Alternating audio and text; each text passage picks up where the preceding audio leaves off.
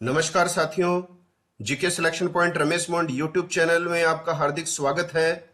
साथियों, आज मैं आपके बीच लेकर आया हूं भारतीय इतिहास से संबंधित दो महत्वपूर्ण टॉपिक्स, मौर्य काल और गुप्त काल। मौर्य काल और गुप्त काल से संबंधित जितने भी महत्वपूर्ण प्रश्न मैं आपके बीच लेकर आया हूं वो आप जरूर अच्छी तरह एक दो बार निश्चित रूप से सुने। प्रश्न इनमें से आता है, बार बार परीक्षाओं में यही प्रश्न रिपीट होते हैं।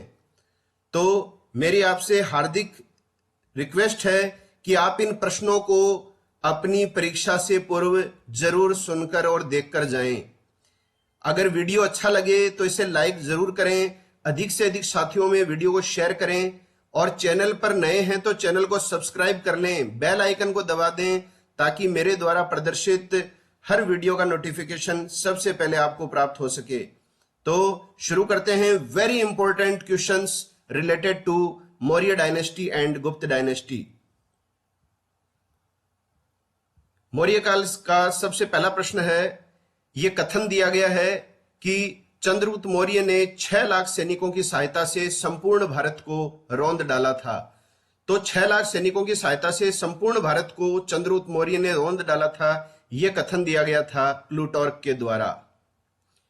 चंद्रगुप्त मौर्य के शासनकाल में सौराष्ट्र का प्रांतीय शासक कौन था? तो सौराष्ट्र का प्रांतीय शासक था पुष्यगुप्त। अपने राज्याभिषेक के किस वर्ष में अशोक ने कलिंग विजय प्राप्त की थी? तो राज्याभिषेक के 8वें वर्ष इसने कलिंग विजय प्राप्त की थी, 261 ईसा पूर्व में। किस अभिलेख से ज्ञात होता है कि राज्य कोष्ठागारों द्वारा अकाल के समय पीड़ित जनों को अनाज का वितरण किया जाता था? तो ये सोहगोरा का ताम्रपत्र अभिलेख है जिससे इस बात का विवरण मिलता है। किसने सौराष्ट्र में सर्वप्रथम सुदर्शन झील का निर्माण करवाया था? तो सुदर्शन झील या सुदर्शन तड़ाग का निर्माण करवाया था चंद्रगुप्त मौर्य ने। सुदर्शन झील के निर्माण और जीर्णोद्वार से संबंधित देखिए साथियों, प्रश्न आई बार परीक्षाओं में पूछा जाता है, तो मैं सारे के सारे तथ्य आपके बीच लेकर आया हूं। शासक था चंद्रगुप्त मौर्य और अधिकारी जो था वो था पुष्यगुप्त। पुष्यगुप्त के द्वारा ही इस झील का निर्माण करवाया गया था चंद्रगुप्त मौर्य के शासनकाल में। अशोक के समय इसका निर्माण जो है वो करवाया गया था तुषास्प के द्वारा। रुद्रदामन के समय इसका निर्माण जो है वो सुविशाखा के द्वारा करवाया गया था और स्कंदगुप्त के काल में इसका निर्माण चक्रपालित के द्वारा करवाया गया था। तो समय समय पर जो है इस झील का निर्माण कराया जाता रहा है, क्योंकि इस झील के संदर्भ में 3 प्रकार के प्रश्न मुख्य रूप से बनाए जाते हैं कि सबसे पहले इस झील का निर्माण किस शासक ने करवाया था? तो चंद्रगुप्त मौर्य ने करवाया था। और आगे चलकर अशोक के काल में ये जो झील है उसका जीर्णोद्वार करवाया गया था तुषास्प के द्वारा। और लास्ट में जो है बाढ़ से इस झील के क्षतिग्रस्त हो जाने के कारण स्कंदगुप्त ने इसका निर्माण करवाया था चक्रपालित के सहायता से। अगला प्रश्न है, किस स्थान पर अशोक ने भूमि कर घटाकर 1/8वां भाग कर दिया था? तो अशोक ने भूमि कर को घटाकर 1/8वां भाग कर दिया था लुम्बिनी में। गुप्तचर व्यवस्था का प्रथम विस्तृत विवरण किस में हुआ है? तो कौटिल्य के द्वारा रचित अर्थशास्त्र ग्रंथ में गुप्तचर व्यवस्था का सबसे पहले विस्तृत विवरण या वर्णन प्रस्तुत किया गया है। मौर्य काल में 2 प्रकार के गुप्तचर कार्य करते थे। इनका शाब्दिक अर्थ भी पूछा जाता है कि संस्था से आप क्या समझते हैं, संचार क्या है? तो वो गुप्तचर जो एक ही स्थान पर रहकर कार्य करते थे उनको कहा जाता था संस्था, और वो गुप्तचर जो एक स्थान से दूसरे स्थान पर भ्रमण करते हुए, मतलब एक स्थान से दूसरे स्थान पर घूमते हुए जो कार्य करते थे उनको कहा जाता था संचार। बिंदुसार ने विद्रोहियों को कुचलने के लिए अशोक को कहां भेजा? तो तक्षशिला भेजा था। किस अभिलेख में अशोक ने कहा है सभी मनुष्य मेरी संतान है? वेरी इंपॉर्टेंट है, प्रथम पृथक शिलालेख। कौटिल्य के अर्थशास्त्र के अनुसार सिक्के डालने का कार्य किसका था? तो सिक्के डालने का कार्य किया जाता था लक्षणाध्यक्ष के द्वारा। बिंदुसार किस वंश का शासक था? तो ये मौर्य वंश का शासक था। चंद्रगुप्त मौर्य के बाद में इसका पुत्र बिंदुसार ही शासक बना था। बिंदुसार की राजसभा में आने वाला सीरिया का राजदूत कौन था? तो सीरिया का राजदूत था डायमैक्स। एंटियोकस प्रथम का राजदूत था ये डायमैक्स। चंद्रगुप्त मौर्य के बाद मौर्य सिंहासन पर कौन बैठा? तो बिंदुसार बैठा था, आप जान चुके हैं इस बात को। चंद्रगुप्त मौर्य का प्रसिद्ध गुरु चाणक्य किस विधा केंद्र से संबंधित थे? तो चाणक्य कह लीजिए या कौटिल्य या विष्णुगुप्त, ये संबंधित थे तक्षशिला से। सांची में स्थित विशालतम स्तूप किस काल का माना जाता है? तो ये माना जाता है मौर्य काल का। अशोक ने इसका निर्माण करवाया था। मगध के उत्थान के लिए कौन कौन सा प्रथम शासक उत्तरदायी था? तो मगध के उत्थान के लिए प्रथम शासक जो उत्तरदायी था वो है बिंबिसार। किस विदेशी यात्री ने भारत का दौरा सबसे पहले किया था? तो ये वेरी इंपॉर्टेंट है, मेगस्थनीज। ये मौर्य वंश के संस्थापक चंद्रगुप्त मौर्य के शासनकाल में भारत आया था। सेल्यूकस निकेटर का हमसाथी था ये मेगस्थनीज। विशाखदत्त के प्राचीन भारतीय नाटक मुद्रा राक्षस की विषय वस्तु, तो इसकी विषय वस्तु पूछी जाती है। मुद्रा राक्षस की विषय वस्तु है चंद्रगुप्त मौर्य के समय में राज दरबार की दुर्भी संधियों के बारे में। चंद्रगुप्त मौर्य के समय में जो भी संधियां की गई उनका उल्लेख किया गया है मुद्रा राक्षस ग्रंथ में। विशाखदत्त के द्वारा लिखा गया है, यह भी इंपॉर्टेंट है। मेगस्थनीज के अनुसार नगर का प्रशासन 3 सदस्यों का एक मंडल करता था जो 6 समितियों में विभक्त था। प्रत्येक समिति में 5 सदस्य होते थे। तो यह भी इंपॉर्टेंट है कि नगर का प्रशासन कितनी समितियों में विभक्त था? तो 6 समितियों में था। और हर समिति में कितने सदस्य होते थे? तो 5 सदस्य होते थे। अब सुमेलित करने वाला प्रश्न आ सकता है कि प्रथम समिति का संबंध किससे रहा है, द्वितीय का किससे? तो प्रथम समिति का कार्य था उद्योग शिल्पों का निरीक्षण, द्वितीय समिति का कार्य था विदेशों की देखरेख, तीसरी समिति का कार्य था जन्म मरण का लेखा जोखा रखना, चतुर्थ समिति का कार्य था व्यापार वाणिज्य, पंचम समिति का कार्य था निर्मित वस्तुओं के विक्रय का निरीक्षण और छठी समिति का कार्य था बिक्री कर वसूल करना। इसमें देखिए ज्यादातर जो परीक्षाओं में पूछा जाता है ये आपको ध्यान में रखना है, जन्म मरण का लेखा जोखा, तृतीय समिति और प्रथम समिति वेरी इंपॉर्टेंट है। अब देखिए मौर्य काल की अपन बात करें और अशोक की बात ना करें तो अशोक से संबंधित महत्वपूर्ण प्रश्न बनते हैं इस टॉपिक में। तो कुछ प्रश्न जो हैं वेरी वेरी इंपॉर्टेंट मैं आपके बीच लेकर आया हूं। राज्याभिषेक से पूर्व अशोक कहां का राज्यपाल था? तो यह था उज्जैन का राज्यपाल। अशोक के द्वारा उत्कीर्ण कराए गए अभिलेखों में से उसकी एक ही रानी का उल्लेख मिलता है। तो वो कौन सी रानी का उल्लेख मिलता है? अभिलेखों में केवल कारुवाकी का। बराबर की पहाड़ियों में अशोक ने किसके निवास हेतु 4 गुफाओं का निर्माण करवाया? तो बराबर की पहाड़ियों में अशोक ने आजीविकों के लिए 4 गुफाओं का निर्माण करवाया था। साथियों मौर्य काल और गुप्त काल ये दोनों जो टॉपिक हैं ये विस्तार से समझाए जा चुके हैं मेरे द्वारा इसी यूट्यूब चैनल पर।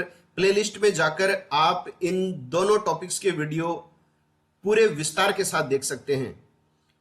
सांची का स्तूप किसने बनवाया? तो ये अशोक ने बनवाया था। अशोक के स्तंभ अभिलेख किस भाषा में है? तो ये है ब्राह्मी, खरोष्टी, अरमाइक एवं ग्रीक में। वेरी इंपॉर्टेंट क्वेश्चन है। नेपाल की तराई से अशोक के कौन से अभिलेख मिले हैं? तो 2 अभिलेख मिले हैं, रुमेनदेही और निगलवा। सभी पंथों के मध्य आत्मनियंत्रण और मन की पवित्रता होनी चाहिए, ये वाक्य किस अभिलेख में उल्लेखित है? तो 7वें अभिलेख में। अशोक का सबसे बड़ा अभिलेख है ये 7वां अभिलेख। लोगों से सीधे संपर्क रखने वाला, सीधी बात करने वाला राजा कौन था? तो ये था अशोक। भारत में राष्ट्रीय राजमार्ग सर्वप्रथम किसके शासनकाल में बनाए गए थे? ये भी अशोक के काल में बनाए गए थे। पशु बलि का निषेध किस अभिलेख में उल्लेखित है? तो पशु बलि का निषेध किया गया है प्रथम शिलालेख में उल्लेखित। किसी राजा के द्वारा तृतीय बौद्ध परिषद को संरक्षण प्रदान किया गया था? तो बौद्ध धर्म से संबंधित वीडियो में प्रश्न आया था कि बौद्ध धर्म से संबंधित 4 संगीतियां बुलाई गई थी। तीसरी संगीति जो हुई थी वो पाटलिपुत्र में हुई थी। अशोक ने इसको संरक्षण प्रदान किया था। सम्राट अशोक की वह पत्नी कौन थी जिसने उसको प्रभावित किया था? तो ये कारुवाकी है जिसका उल्लेख मिलता है शिलालेखों में। किस व्यक्ति का नाम देवनाम प्रियदर्शी भी था? तो देवनाम प्रियदर्शी यह नाम था मौर्य राजा अशोक का। धर्म महामात्रों की नियुक्ति एवं कार्य निर्देश किस अभिलेख में उल्लेखित है? तो धर्म महामात्रों की नियुक्ति एवं कार्य निर्देश जो है वो 5वें अभिलेख में उल्लेखित है। अशोक ने किस बौद्ध साधु से प्रभावित होकर बौद्ध धर्म अपनाया था? तो अशोक ने उपगुप्त नामक साधु जो बौद्ध धर्म से संबंधित थे से प्रभावित होकर बौद्ध धर्म अपनाया था। किस शासक के शासनकाल में नेपाल में बौद्ध धर्म का आगमन हुआ? तो नेपाल में बौद्ध धर्म का जो आगमन हुआ था वो किसके शासनकाल में हुआ था? अशोक के काल में। अगला है प्रत्यंत राज्य चेर, केरलपुत, चोल, पांड्य, सत्यपुत एवं ताम्रपर्णी किस अभिलेख में उल्लेखित हैं? तो इन राज्यों का उल्लेख है द्वितीय शिलालेख में। अशोक ने तृतीय बौद्ध परिषद कहां बुलाई थी? तो यह पाटलिपुत्र में बुलाई थी। मोगलीपुत्र तिष्य ने इसकी अध्यक्षता की थी। अशोक की प्रशासनिक नीति में भारी परिवर्तन किस घटना से आया? तो प्रशासनिक नीति में भारी परिवर्तन जो आया था वो आया था कलिंग युद्ध से। कलिंग युद्ध के पश्चात अशोक ने जो है वो रणघोष के स्थान पर भेरी घोष की नीति को अपना लिया था। अशोक के धम्म की जो परिभाषा दी गई है वह कहां से ली गई है? तो वो ली गई है राहुलोवाद सूत्र से। प्राचीन कलिंग स्थित था, तो ये जो है प्रश्न आ जाता है कि कलिंग वर्तमान में है तो ये उड़ीसा में है, और ये कहां स्थित था? उत्तर में महानदी और दक्षिण में गोदावरी के मध्य। अब मौर्य काल के बाद में बात करेंगे अपन गुप्त वंश से संबंधित महत्वपूर्ण प्रश्नों की। गुप्त काल का प्रवर्तक कौन था? तो गुप्त काल का प्रवर्तक माना जाता है श्रीगुप्त। गुप्त वंश ने शासन किया, तो शासन किया था 319 ईस्वी से लेकर 500 ईस्वी तक। गुप्त शासन के दौरान ऐसा व्यक्ति कौन था जो एक महान खगोल विज्ञानी तथा गणितज्ञ था? तो खगोल विज्ञानी और गणितज्ञ ये था आर्यभट्ट। आपको ध्यान रखना है इसका। गुप्त राजा जिसने विक्रमादित्य की पदवी धारण की थी, तो विक्रमादित्य की पदवी धारण की गई थी चंद्रगुप्त द्वितीय के द्वारा। कौशय शब्द का प्रयोग किया गया है, तो यह रेशम के लिए किया गया है कौशय शब्द का प्रयोग। इलाहाबाद स्तंभ के शिलालेख में किसकी उपलब्धियां वर्णित हैं? तो ये हैं समुद्रगुप्त, जिन्हें भारत का नेपोलियन कहा जाता है। कवि कालिदास किसके राजकवि थे? जो चंद्रगुप्त विक्रमादित्य, जिन्हें चंद्रगुप्त द्वितीय के नाम से भी जाना जाता है, कालिदास इसके ही दरबार में थे। गुप्त शासकों की सरकारी या दरबारी भाषा क्या थी? तो इन शासकों की सरकारी दरबारी भाषा थी संस्कृत। ध्यान में रखना है आपको। भारतीय संस्कृति का स्वर्ण युग, golden era of Indian culture, ये कहा जाता है गुप्त काल को। हरिशण किस राजा का राजकवि था? तो ये समुद्रगुप्त का राजकवि था हरिशण, जिसने प्रयाग प्रशस्ति की रचना की है। प्रसिद्ध गुप्त संवत किस वर्ष से शुरू किया गया है? तो गुप्त संवत जो है वो 319 ईस्वी से शुरू किया गया था चंद्रगुप्त प्रथम के द्वारा। गुप्त वंश का अंतिम शासक कौन था? तो विष्णुगुप्त था। ऐसे ही मौर्य वंश का अंतिम शासक कौन था? तो वो था ब्रह्मदत्त। गुप्त काल के चांदी के सिक्कों को क्या कहा जाता था? तो यह कहा जाता था रूपयक। आर्यभट्ट और वराहमिहिर के सुविख्यात नाम किसके युग के साथ संबंधित हैं? तो गुप्त वंश के संबंध रखते हैं आर्यभट्ट और वराहमिहिर। फाहियान ने भारत की यात्रा किस काल में की थी? तो गुप्त काल में आया था चीनी यात्री फाहियान। पंचतंत्र कब लिखा गया था? तो गुप्त काल में लिखा गया था। विष्णु शर्मा के द्वारा रचित है ये पंचतंत्र। गुप्त काल में किस धातु के सर्वाधिक सिक्के जारी किए गए हैं? ये प्रश्न आता है, तो उत्तर आ जाएगा सोना। अपनी प्रसार की नीतियों के कारण भारत का नेपोलियन कहलाने वाला राजा कौन था? तो समुद्रगुप्त था। प्राचीन भारत के विख्यात चिकित्सक धन्वंतरी ने अपना परामर्श किसके दरबार में दिया? तो चंद्रगुप्त द्वितीय के दरबार में दिया था। गुप्त युग में भूमि राजस्व की दर क्या थी? उपज का छठा भाग। ये ध्यान में रखना है आपको, 1/6। फाहियान के अनुसार गुप्त काल में विनिमय का आम माध्यम क्या था? तो यह था कौड़ी। गुप्त वंश का प्रथम महान सम्राट कौन था? प्रथम महान सम्राट था चंद्रगुप्त प्रथम। समुद्रगुप्त की प्रयाग प्रशस्ति पर किस मुगल शासक का लेख उत्कीर्ण है? तो ये आपको ध्यान में रखना है, मुगल शासक जहांगीर का लेख उत्कीर्ण है। और इस प्रयाग प्रशस्ति के रचयिता कौन थे? हरिशेन। अब देखिए गुप्त प्रशासन का स्तरीय विभाजन तथा उनके सर्वोच्च अधिकारियों का विवरण। यह परीक्षाओं में प्रश्न आ जाता है। तो गुप्त प्रशासन का स्तरीय विभाजन और सर्वोच्च अधिकारियों के विवरण में सबसे पहले आता है देश। देश के अधिकारी को कहा जाता था गोरना या गोपत्री। भुक्ति का अधिकारी होता था उपरिक। विषय का अधिकारी होता था विषयपति। पेट का होता था पेटपति। और ग्राम का होता था ग्रामपति या महत्तर। चीनी यात्री फाहियान किस गुप्त शासक के काल में भारत आया था? तो फाहियान चंद्रगुप्त द्वितीय के काल में आया था। उत्तर गुप्त युग में कौन सा विश्वविद्यालय काफी प्रसिद्ध हो गया था? तो उत्तर गुप्त काल में सबसे ज्यादा प्रसिद्ध विश्वविद्यालय जो था वो था नालंदा विश्वविद्यालय। भारत का सबसे प्राचीनतम विश्वविद्यालय माना जाता है नालंदा विश्वविद्यालय। तो इसका नालंदा विश्वविद्यालय का जो निर्माण है वो गुप्त काल में ही हुआ था, कुमार गुप्त के काल में।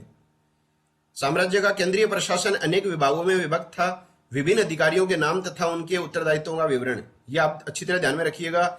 सेना का जो सेनापति होता उसको कहा जाता था महाबलाधिकृत। न्यायाधीश को कहा जाता था महादंड नायक। युद्ध और संधि के विषयों से संबंधित जो था युद्ध मंत्री जो था उसको कहा जाता था संधि विग्रहक। पुलिस विभाग का सर्वोच्च अधिकारी कहलाता था दंडपाशिक और शिक्षा अधिकारी कहलाता था विनय स्थिति स्थापक। भारत में नालंदा विश्वविद्यालय किस राज्य में स्थित है? तो ये बिहार में है। गुप्त वंश का वह राजा कौन था जिसने हुणों को भारत पर आक्रमण करने से रोका? तो वेरी इंपॉर्टेंट है स्कंदगुप्त। अगला है रोमन साम्राज्य के साथ भारत का व्यापार रोम पर किसके द्वारा आक्रमण के साथ समाप्त हो गया? तो ये आक्रमण किसके आक्रमण के साथ समाप्त हो गया था? हुणों के आक्रमण के साथ समाप्त हो गया था। खगोल विज्ञान के भारतीय महाग्रंथ पंच सिद्धांति का रचयिता, पंच सिद्धांति का ग्रंथ लिखा है वराहमिहिर ने। आयुर्वेद के वेद चिकित्सा का भगवान, चिकित्सा का भगवान किसे कहा जाता है? धन्वंतरी को कहा जाता है। वह गुप्त राजा जिसका एक अन्य नाम देवगुप्त था। तो चंद्रगुप्त द्वितीय विक्रमादित्य का नाम था देवगुप्त। प्रथम गुप्त शासक जिसने परम भागवत की उपाधि धारण की थी। तो परम भागवत की उपाधि सबसे पहले धारण करने वाला शासक था चंद्रगुप्त द्वितीय विक्रमादित्य। अब देखो कालिदास की जो महत्वपूर्ण रचनाएं हैं वो परीक्षाओं में बार बार पूछी जाती हैं। आपको बता देता हूं मैं, ये रचनाएं आप ध्यान में रखिएगा। ऋतु संहार, मेघदूत, कुमार संभव, रघुवंश, मालविका अग्निमित्रम, अभिज्ञान शकुंतलम और विक्रमोर्वशीयम, ये हैं कालिदास की प्रमुख रचनाएं। प्रश्न आ जाता है कौन सी कालिदास की रचना है या नहीं है। गुप्तकालीन स्वर्ण मुद्रा क्या कहलाती थी? तो ये दिनार कहलाती थी। हुणों के आक्रमण से विचलित होने वाला राजवंश कौन था?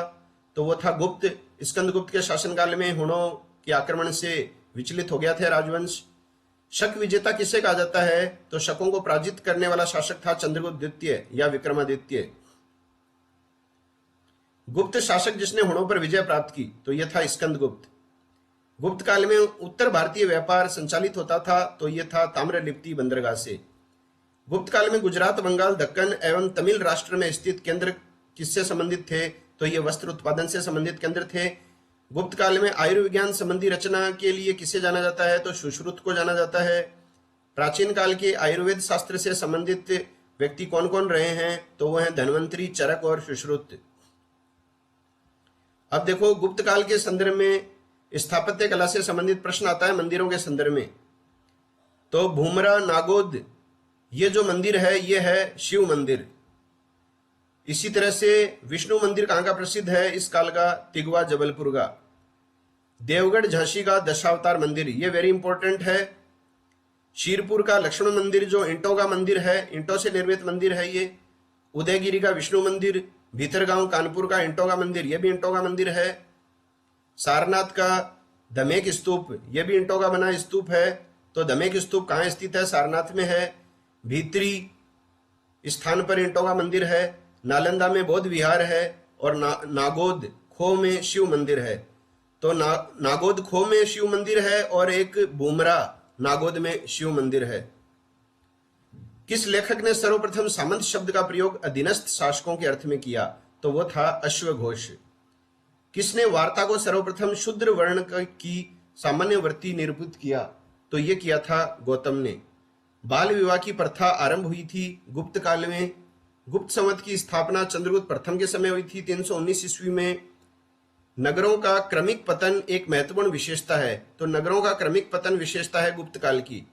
कालिदास कौन थे? तो चंद्रगुप्त द्वितीय के शासनकाल के प्रमुख दरबारी कवि थे कालिदास। मंदिरों एवं ब्राह्मणों को सर्वाधिक ग्राम अनुदान में दिया गया गुप्त शासकों ने। तो मंदिरों और ब्राह्मणों को सर्वाधिक ग्राम अनुदान दिए थे गुप्त शासकों ने। ईसा की 3री शताब्दी से जबकि हुण आक्रमण से रोमन साम्राज्य समाप्त हो गया, भारतीय व्यापारी अधिकाधिक निर्भर हो गए। तो ये निर्भर हो गए थे दक्षिणी पूर्वी एशियाई व्यापार पर। कुमारगुप्त कालीन मंदसौर अभिलेख में किसने संघ का उल्लेख किया है? तो कुमारगुप्त कालीन मंदसौर अभिलेख में किसने संघ का उल्लेख किया है? तो वो है तंतुवाय। इस संघ का उल्लेख हुआ है मंदसौर अभिलेख में। प्रतिलोम विवाह का उदाहरण क्या है? यदि क्षत्रिय एक ब्राह्मण कन्या से विवाह करता है तो इसको कहा जाता है प्रतिलोम विवाह। और यदि ब्राह्मण इसका अगर विपरीत हो जाए, उल्टा आ जाए, ब्राह्मण पहले आ जाए क्षत्रिय बाद में आ जाए तो हो जाएगा अनुलोम विवाह। ये आप ध्यान में रखिएगा। प्रतिलोम विवाह क्या होता है? यदि क्षत्रिय एवं ब्राह्मण कन्या से विवाह करता है और यदि ब्राह्मण एक क्षत्रिय कन्या से विवाह करता है तो वो हो जाएगा अनुलोम विवाह। प्राचीन भारत में विद्वान ब्राह्मणों को दान में दिए जाने वाले करमुक्त गांवों को क्या कहा जाता था?